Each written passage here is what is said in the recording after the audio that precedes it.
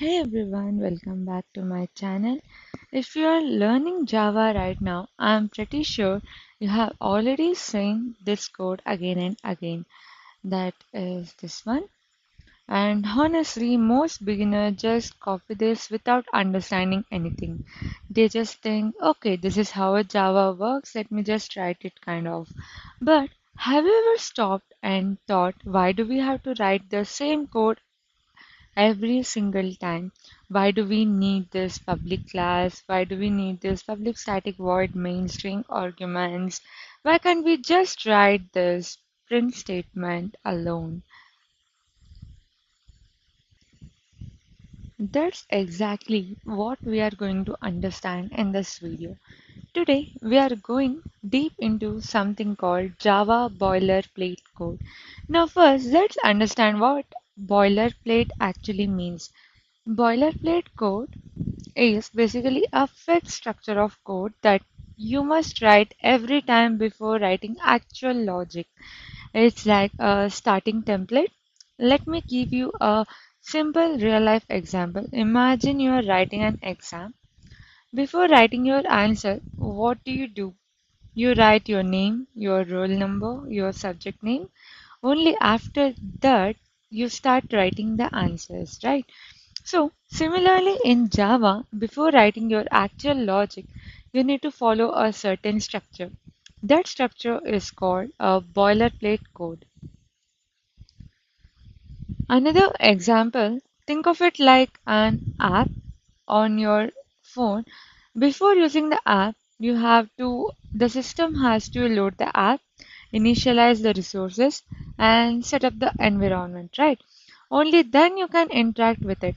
Same thing is happening here. Before you before your code runs, Java needs a proper entry point, and that entry point is created using boilerplate code. Now, here's something very important. Java is not like scripting language such as Python or JavaScript. So it's a strict object-oriented programming language. That means everything in Java must be inside a class. You cannot write code outside a class and make it run. So even if you want to print one simple line, Java says no. First you need to create a class and inside that only you have to define this print statement. This tells Java, hey, this is my program container. Now comes the most important part. Inside the class we write the public static void main string arguments, right? This is called the main method, and this is like the heart of your Java program.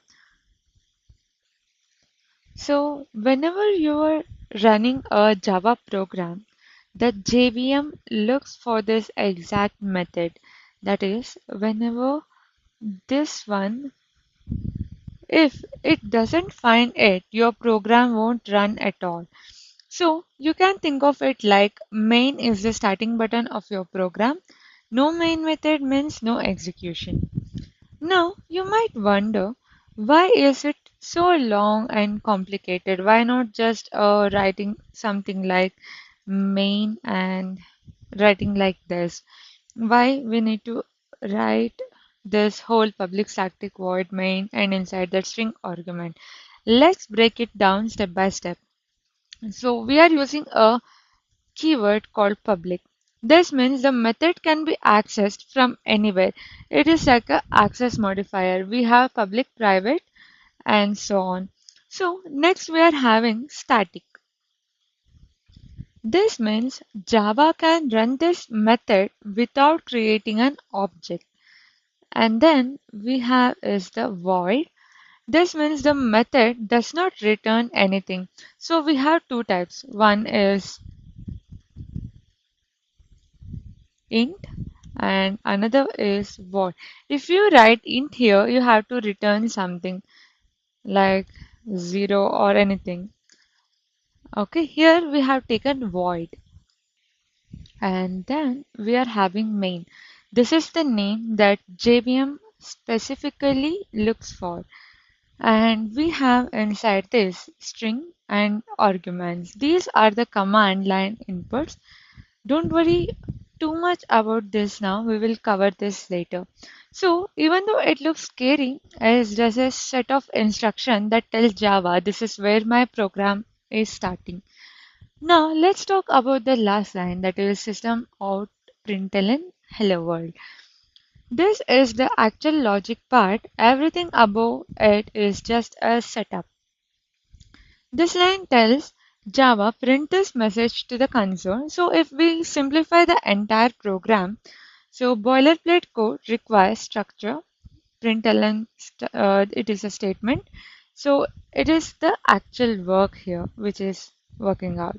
Let me give you a quick summary. Whenever you write a Java program, you're doing three main things, that is creating a class, defining the main method, and writing your logic inside the main method.